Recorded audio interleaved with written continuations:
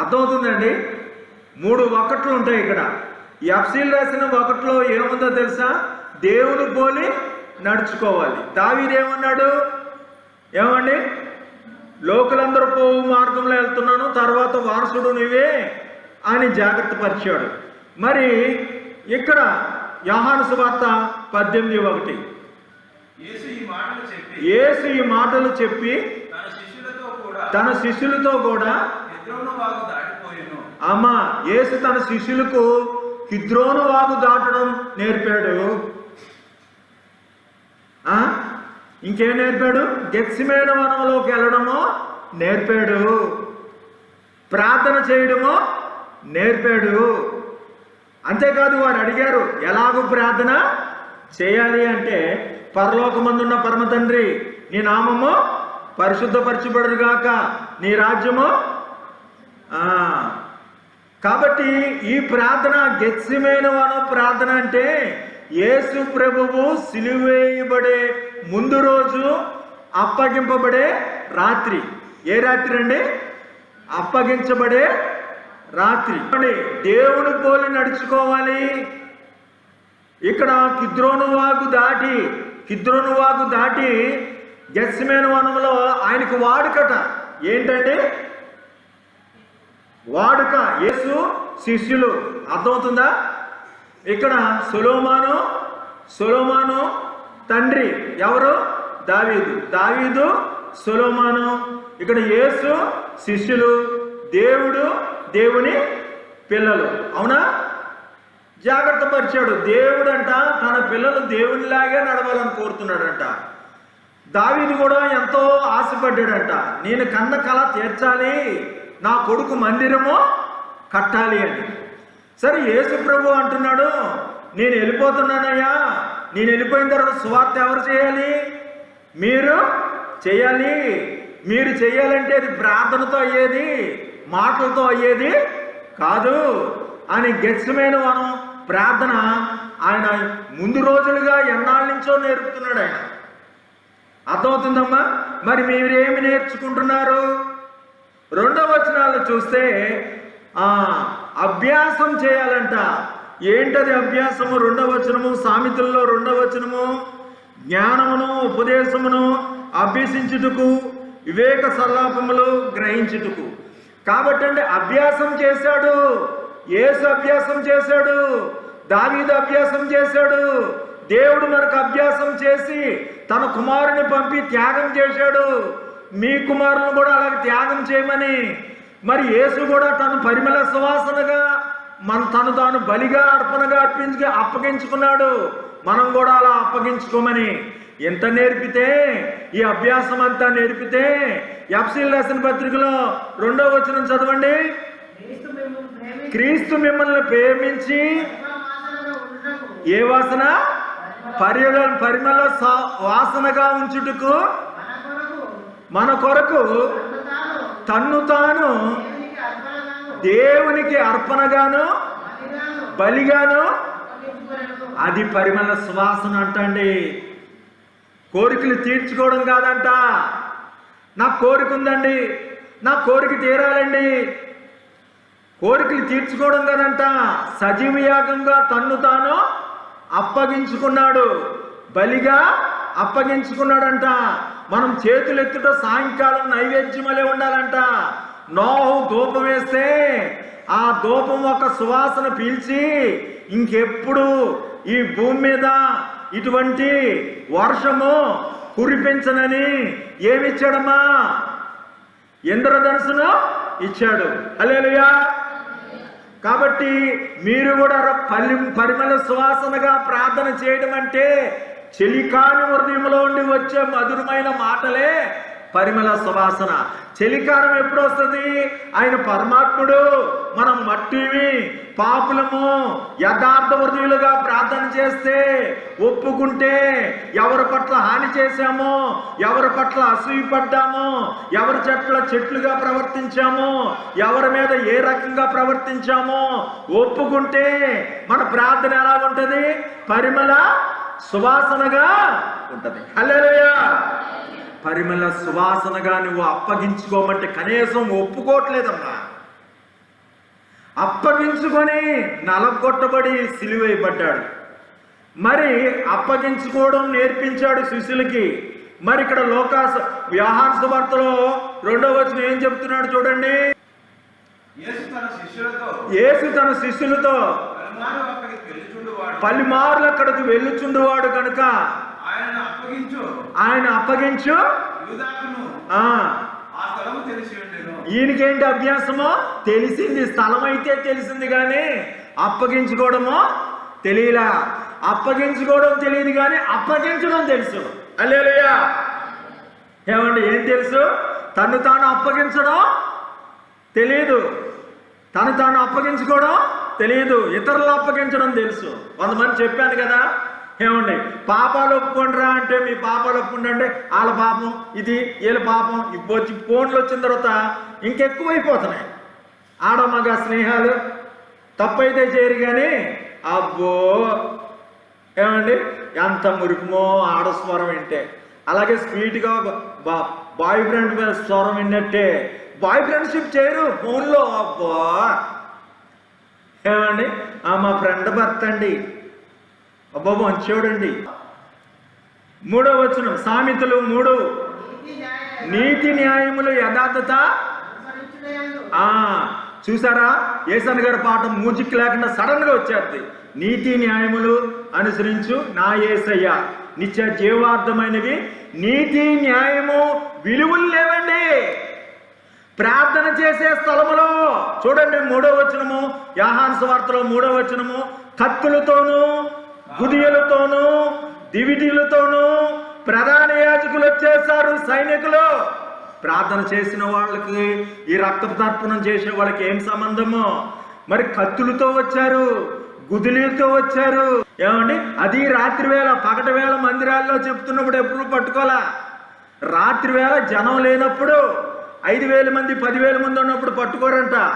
రహస్యంగా ప్రార్థన చేస్తున్నప్పుడు పట్టుకుంటానికి కత్తులతోనూ గుదియులతోనూ ప్రధాన యాజకుడును సైనికులను విలువలు అండి. 3వ వచనం, ఎఫ్ఎసీయులకు రాసిన పత్రిక 3వ వచనం అండి. త్వరగా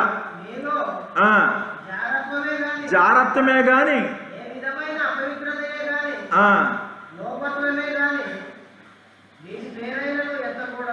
వీటి పేరైనా ఇదే పరిశుద్ధులకు తగినది. ఇది పరిశుద్ధులకు తగిలింది. ఏంటి తగింది అమ్మా? 3వ వచనం. ప్రార్థనకి కత్తులతో సంబంధం ఉందా? సైనికులతో సంబంధం ఉందా? నీతి న్యాయమేనా? నీతి న్యాయమో కాదు. 4వ వచనము ఏమండి, ఇతరులకు మనం చేసే వివేచన. 4వ వచనం చదవండి సామెతల్లో.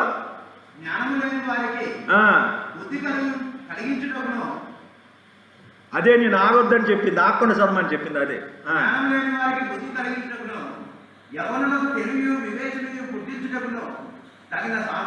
హల్లెలూయా. ఏమండి, ఇతరులకి తెలివి పుట్టించే ఆలోచన గురించి చెప్పాడు. ఇక్కడ యోహాను సువార్తలో 4వ వచనం కలుస్తుందా? చూడండి.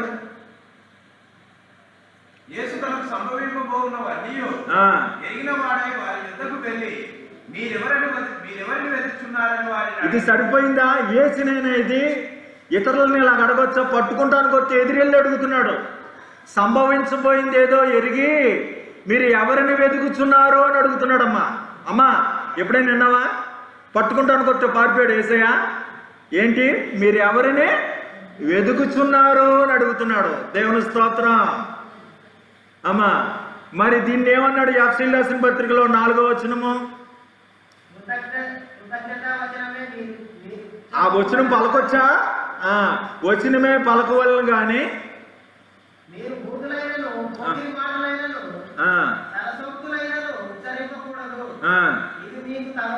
ఇది తగదు. ఆయన తగదు. ఏంటి తగదు? ఎవరిని వెతుకుతున్నారని ఎదురు రావచ్చా? అర్థమవుతుందండి? ఇది తగదు. వేచినేది. ఇతరుల పట్ల ఎలా నడిచాడండి? అందరూ సొంత కార్యాలే కాక ఇతరుల కార్యాలు కూడా చూడాలి. హల్లెలూయా. ఇతరులకు ఎలా సహకరించాడు? పట్టుకుంటానికి వచ్చిన ఎదురిల్లు అడిగాడు. 5వ వచనం వెతుకులాటండి. ఈ లోకంలో యేసయ్య అంటున్నాడు, అమ్మా ఎందుకు ఏడ్చుతున్నావు? ఎవరిని వెతుకుచున్నావు అంటున్నాడు. 5వ వచనం చూడండి. 5వ వచనం ఏంటి? ఏమి వెతుక్కోవాలంట మనము? పాండిత్యం సంపాదించుకోవాలంట. అమ్మా, సంపాదించుకుంటున్నావా? మూట సంపాదించుకుంటున్నావా? బంగారం వెతికినట్టు వెతకాలంట.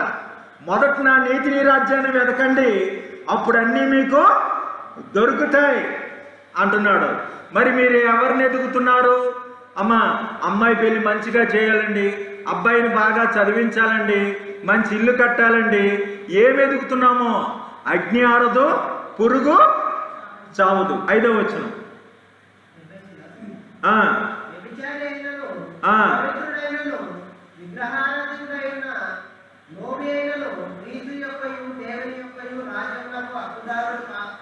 సంపాదన ఏంటి? హక్కుదారుడు కాదు. నువ్వేం సంపాదించుకుంటున్నావు? అక్కడ ఏంటండి సంపాదన? ఏం వెతుకుతున్నావు? కుక్కలు, మాంత్రికులు, ఆభిద్యకులు, అవిశ్వాసులు దేవుని రాజ్యంలో ప్రవేశించరే, హక్కుదారులు కారు. ఇక్కడ ఏంటి వెతుకుతున్నారో చెప్తున్నాడు. 5వ వచనం చూడండి. యోహాను సువార్త.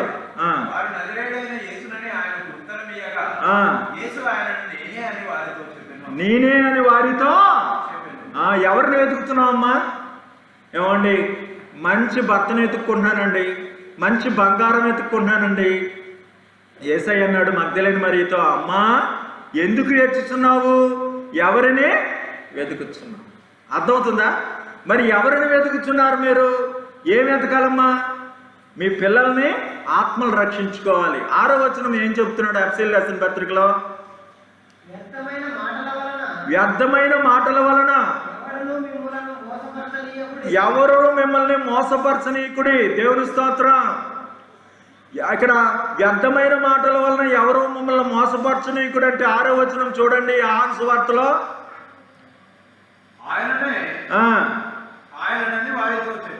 ఆయన నేనే అని వారితో చెప్పగా వెనకకు తగ్గి నేల మీద వ్యర్థమైందా లేదా?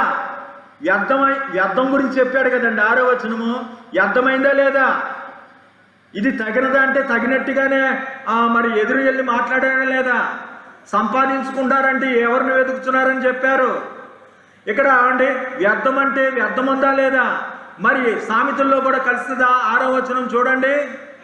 సామెతల్లో 6వ వచనం. భావసూచకం కాదా ఆయన దేవుడని? ఏమండి, భావసూచకం కాదా? వ్యర్థం కాలేదా? సైన్యం వ్యర్థం కాలేదా? డ్యూటీలు అర్థం కాలేదా? వాయిదాలు అర్థం కాలేదా? అని ఎదురెళ్ళి అడిగితే నేనే ఆయన అనుకుంటే బోర్లు పడతారేమి? ఏం పడాయి? అంత బిగించుకొని వచ్చారు కదా, నేనే అని కానీ బోర్లు పడ్డారు. వ్యర్థంలో ఎద్దులు కారేవారు. అవునా కదా? ఇది భావసూచన కాదా? ఉందా లేదా? భావసూచన ఉందా సామెతల్లో? ఓకే, దేవుని స్తోత్రం. 7వ వచనం చదవండి సామెతల్లో. యెహోవా యందు భయభక్తులు జ్ఞానమునకు. హల్లెలూయా. భయం ఉందా? భయం లేకుండా మళ్ళీ అడుగుతున్నాడు. పడిపోయి లేచి బుద్ధి ఉండాలా? మళ్ళీ అడుగుతున్నాడు. ఏమండి, యేసయ్య మళ్ళీ అడుగుతుంటే ఎవరిని వెతుకుతున్నారు అంటే మేము నజరేయుడైన యేసునని చెప్పారు భయం లేకుండా. దేవుని స్తోత్రం. ఇక్కడ 7వ వచనం ఎఫెసీయులకు రాసిన పత్రికలో, ఇట్టి వారి మీదకి దేవుని ఉగ్రత అవధీయుల మీదకి వచ్చును. చూసుకోండి, దేవుని ఉగ్రత కంబైండ్ వచనం. దేవుని ఉగ్రత అవధీయుల మీదకి వచ్చును. ఉందా లేదా? దేవుని స్తోత్రం. ఇక్కడ ఉగ్రత, అక్కడ భయం లేకుండా పడిపోయి కూడా మళ్ళీ ఏమన్నారు? మేము నజరేయుని యేసునే, మేము పడిపోయినా సరే, ఏమైనా సరే, నువ్వు చచ్చిపోయిన వాళ్ళు లేపినా, నువ్వు దేవుడు అనే తెలిసినా మేము పట్టుకోవడమే. భయం లేదండి. నిజంగా ప్రధాన యాజకుడికి ఏమండి తమ్ముడు, ప్రధాన యాజకుడికి యేసయ్య చచ్చిపోయిన వాళ్ళు లేపాడు, ఇన్ని అద్భుతాలు చేస్తున్నాడు, నీటి మీద నడిచాడంట, ఇన్ని చేశాడని అన్నీ తెలిసినా నా ఘనత నాదే. ఒప్పుకోరండి కొందరు. ఎన్ని జరగని మారు మనసు ఒప్పుకోరు. వాడు గొప్ప వాళ్ళదే తప్ప ఎట్టి పరిస్థితులు. చూసారు హిందువులు కొంతమంది, ఎన్ని జరగనండి మా దేవుడు మాకండి, ఎన్ని జరగనండి, ప్రధాన యాజకుడు ఏమన్నాడు? అయితే కావచ్చు కాక, నాకేం కీడు కలగలేదు కదా, చంపేస్తాను, దేవుడైతే తప్పించుకుంటాడుగా. ఐడియా అర్థమవుతుందా? ప్రధాన యాజకుడే దేవుడైతే తప్పించుకుంటాడుగా. దేవుడిని చంపుతాను నేను, దేవుడు నాకు దొరుకుతాడా? 8వ వచనం ఏం చెప్తున్నాడు? యోహాను సువార్తలో 8వ వచనము, మీరు పట్టుకెళ్ళ నేనే ఆయనని మీతో చెప్తేనే కనుక మీరు నన్ను వెతుకుచున్న ఎడల వీరిని పోనీయుడని చెప్పాను. మీరు పట్టుకోదలిస్తే, నన్ను పట్టుకోదలిస్తే నన్ను పట్టుకోండి, వాళ్ళని వదిలేయండి, 12 మందిని వదిలేయండి. హల్లెలూయా. అర్థమైందండి? దానికి ఏం సరిపోద్ది? అక్కడ అనుగ్రహం చూడండి, మీకు వెల్లడి అనేది తెలుస్తుందండి. ఇక్కడ 8వ వచనం, మీ అఫ్సీయులు రాసిన పత్రికలో 8వ వచనం చదవండి. మీరు పూర్వమందు చీకటైంటిరి. తేట అయిందా లేదా? చీకట్లో అంట ఎవరు యేసుప్రభో తెలియదంట. పేతురు గారు కూడా యేసుప్రభులా ఉంటాడంట. అందుగురించి ఎవరిని ముద్దు పెడతానో వారినే పట్టుకోమని చెప్పాడు. ఎవరు? యోధ. అర్థమైందండి? ఇప్పుడు తేటగా చెప్పాడు, నేను యేసుని, మిగతా వాళ్ళందరినీ వదిలిపెట్టండి. పూర్వం చీకటి ఉంది, ఇప్పుడు వెలుగయ్యింది. అవునా కదా? నేను యేసుని, వారిని వదిలిపెట్టండి. అదే అంటున్నాడు తండ్రి ప్రేమ గురించి. ఆ తండ్రి ఉపదేశము, తండ్రి వెలుగులో నడవాలని 8వ వచనం, సామెతల్లో 8వ వచనము. తండ్రి ఉపదేశం ఆలకించుము, తెలియుట అనేది 8వ వచనాల్లో కలుపుతుంది. ఇక్కడ తెలియట ఏంటి? నేను ఆయన్ని, వీరిని వదిలిపెట్టండి అని తెలియజేశాడు. కాబట్టి పూర్వం చీకటి, ఇప్పుడు వెలుగైంది. తండ్రి ఉపదేశం ఎన్నో, తల్లి బోధ ఎన్నో. 9వ వచనం ఏంటి? చదవండి, సామెతల్లో 9వ వచనం. నీ తలకు సొగసైన మాలికయు. తల్లిదండ్రులంట పిల్లలకి కిరీటం అంటండి. ఏం ఫలం అంటే ఒక కిరీటం లాగా ఉన్నాడు మనకు యెహోవా, మనకు దేవుడు గల జనులు ధన్యులు. హల్లెలూయా. గట్టిగా హల్లెలూయా. మనం కిరీటం, దేవుని కలిగిన మనకు ధన్యత అండి. ఏంటి ఫలము? అదే ఎఫ్సీయులు రాసిన పత్రికలో 9వ వచనం చదవండి. వెలుగు ఫలము. చక్కగా అల్లిన కిరీటంలో అలాగా దేవుని యొక్క కృప, తండ్రి యొక్క కృప మనకు సంవత్సరం అనే దయా కిరీటాలు ఇస్తున్నాడు. అలాగే ఏమన్నా కదా? ఏమని? వెలుగు, ఆ నీతి ఫలము. ఇక్కడ ఆయన ఫలమే కదా. ఏంటని చెప్తున్నాడు? యోహాను సువార్తలో 9వ వచనము. యోహాను సువార్తలో 9వ వచనం ఏం చెప్పాడు? చదవండి. నీవు, అబ్బా ఇప్పుడు వచ్చిందండి చెల్లి లైన్లోకి. నీవు నాకు అనుగ్రహించిన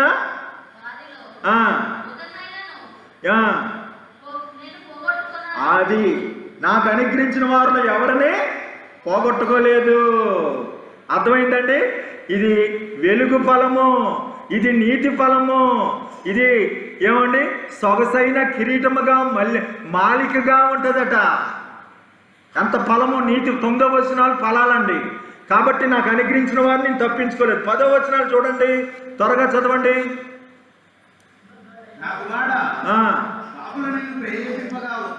ఇక్కడ గమనించండి చెల్లెళ్ళు, ఇటు చూడండి. పాపులు నిన్ను ప్రేరేపింపగా ఒప్పకము. 2 సార్లు పావుంది. పాపులు ప్రేరణ ఉందా లేదా? ఉందా లేదా? మళ్ళీ 2 సార్లు వస్తుంది చూడండి. ఎక్కడ ఎఫ్సీలు దీనికి దానికి సంబంధం ఉందా? ఒకలే రాశారా? లేదు, 900 సంవత్సరాల తేడా ఉంటుంది. చూడండి ఎఫ్సీలు రాసిన పత్రికలో 10వ వచనమే చూడండి. వచ్చిందా లేదా? పాప వచ్చిందా లేదా? పాపుల ప్రేరణ. ప్రభువుకు ఏది ప్రీతికరమో అర్థమైందండి? ప్రభువుకి ఏది ప్రీతికరమో వచ్చిందా లేదా? ఇది మహిమ కాదా? దాగి ఉన్న దేవుడు ఎవరు చెప్తారు చెప్పండి? ప్రభువుకి ఏది ప్రీతికరమో తెలుసుకోండి. హల్లెలూయా. ఇక్కడ కూడా వస్తుంది చూసుకోండి.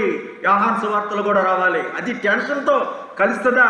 మళ్ళీ ఇది ఎలా కలుస్తుంది అని టెన్షన్ ఉండాలండి. రక్తి కడుతుంది అప్పుడు. 10వ వచనం చూడండి. యోహాను సువార్తలు రావాలి, చూపెట్టండి. కత్తి ఉన్నందున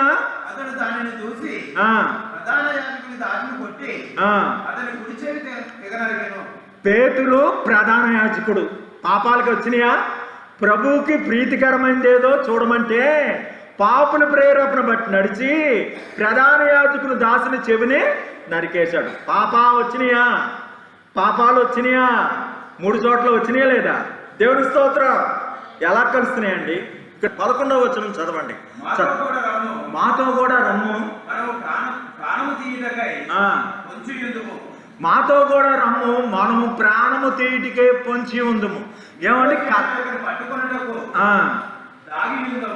కలిసి ప్రాణం చేద్దాం రండి అంటున్నాడు. దీన్ని ఏమంటున్నాడు? 11వ వచనం ఎఫ్సీల్లో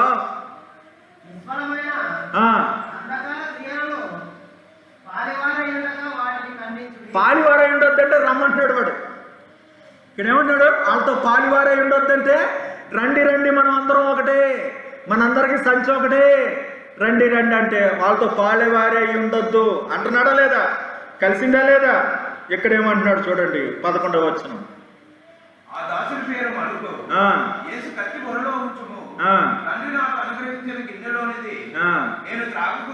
ఖండించాడా లేదా? పేతురుని ఖండించాడా లేదా? పేతురుతో సహకరించాడా? పాలివాడై ఉండలా, పేతురుతో సహిసింది సమర్థించలా, ఖండించాడు. పేతురుతో పాలివాడయ్యి ఉండలా. నేనని తాగే గిన్నెలో నువ్వు తాగుతావా అని అడిగాడా లేదా? హల్లెలూయా. 12వ వచనం చదవండి. 11వ వచనం చదవాలి. ఏదైనా 11వ వచనం చదవండి ముందల. పాతాళం మనుషులు మింగివేయినట్లు,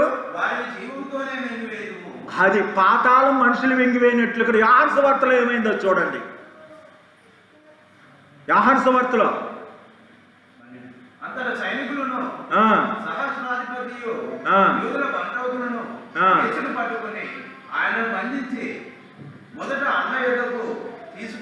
పాతాళం మింగేసినట్టంటే యేసును బంధించాడంట. సరిపోయిందా లేదా? ఏమండి? పాతాళం బంధించినట్టు ఈయన బంధించారా లేదా? అవునా? అక్కడ మరి 12 ఎఫెసీయులకు రాసిన పత్రికలో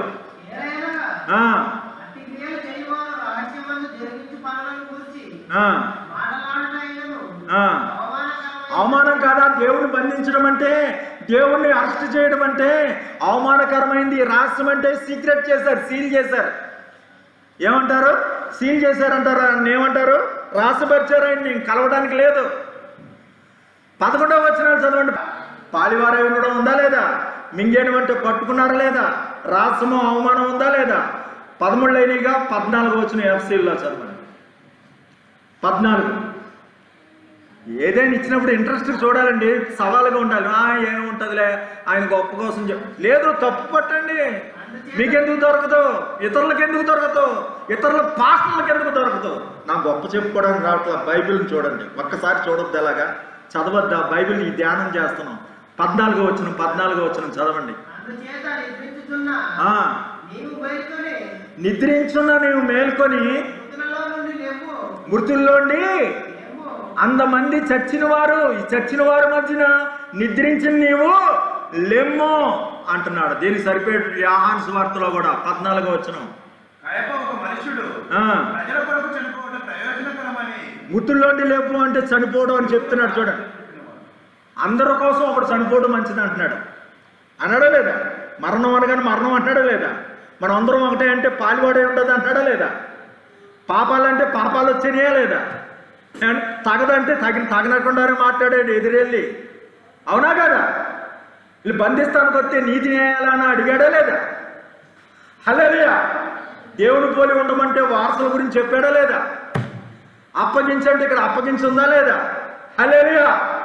సంపాదనలో ఉన్నప్పుడు విగ్రహారాధనైన ధనాపేక్షకుడు హక్కుదారుడు కాడన్నాడా లేదా? కాబట్టి అండి ఇక్కడ 14 ఇంకో 14 ఉంది. ఎలా కలుస్తుంది? కలవనట్టు ఉంటుంది కానీ కలుస్తుంది అండి. వచనం తెలిసిన వాళ్ళకి తెలుస్తుంది. 14వ వచనం.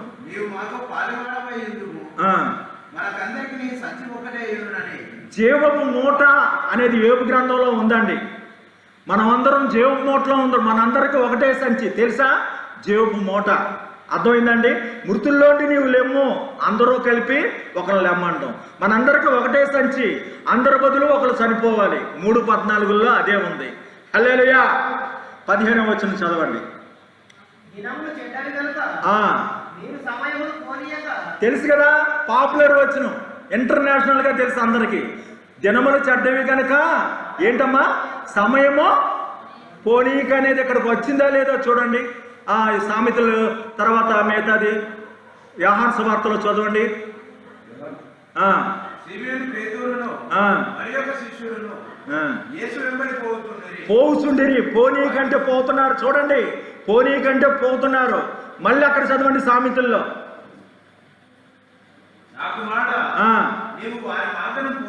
అది పోకుమంటే పోతున్నాడు.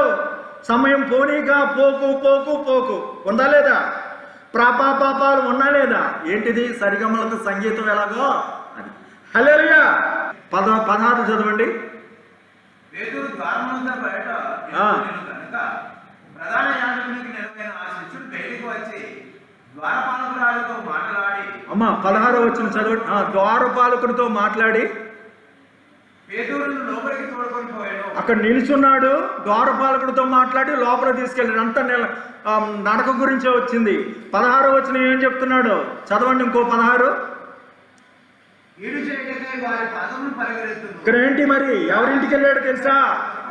ఏమంటే తెలుసు చెల్లెళ్ళు ఇటన్నాడు ఒకసారి. ఎవరింట్లో గెస్ట్ తెలుసా? యేసయ్యను కొరడాలతో కొట్టి ఓస్తుంటే వాళ్ళ ఇంట్లో గెస్ట్ ఎవరు? పేతురు గారు. అక్కడ ఆ ఇంటి ముందు నిలిచాడంట. ఆ ప్రధానార్చకుడికి బంధువు అంట. మరి తెలుసు కాబట్టి ఆ పేతురు గారి గురించి చెప్పి లోపలికి తీసుకెళ్ళాడంట. అర్థమైందా? తెలిసిన వాళ్ళు ఉంటారు కదా, లోపలికి తీసుకెళ్ళాడు. ఆ ఇంటి ముందు నడిచాడు కాబట్టి ఆ కీడు చేయటికే పాదాలు పరిగెత్తినట్టు అక్కడ నిలిచాడని కూడా ఉంది. ఇక్కడ 16వ వచనము ఏముంటది? ఎఫెసీయుల రాసిన పత్రికలో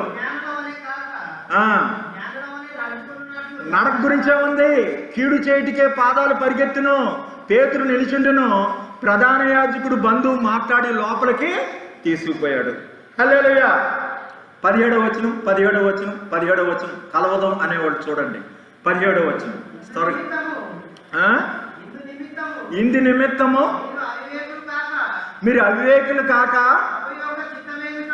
ప్రభు యొక్క చిత్తమేమిటో అని గ్రహించి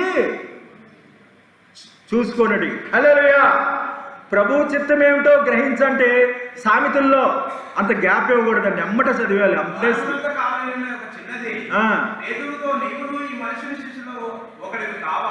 ప్రభు చిత్తం ఏంటో గ్రహించాలి లేదా? ఏం చెప్పాడు?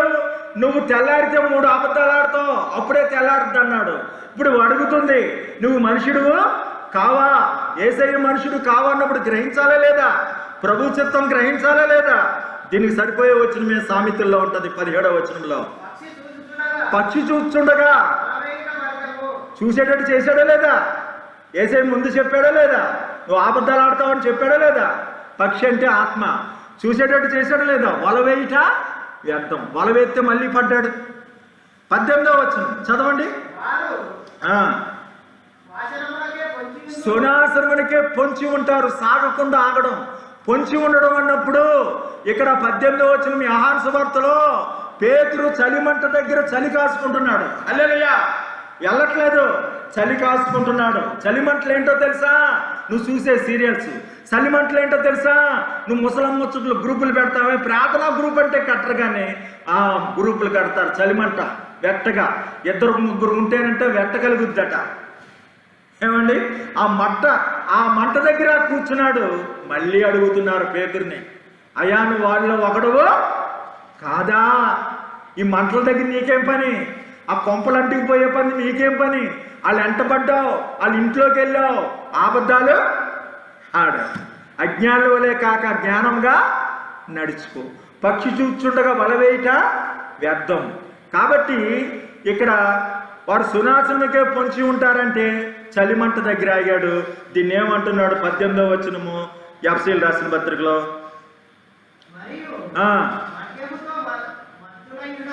మత్తులై ఉండకడి. ఇప్పుడు మత్తు ఎందుకు? చలేస్తుంది. ఎందుకు ఆగిపోయాడు సాగకుండా? వారు పొంచి ఎందుకున్నారు? ఎందుకు మద్యము పొంచి ఎందుకున్నారు? మద్యంతో ఆగారు కాబట్టి పొంచున్నారు, సాగలేరు. ఈ చలిమంట వేసినోడు కూడా సాగలేడు, ఆగిపోయాడు. ఆగిపోవుట అనేది 18వ వచనంలో ఉంది.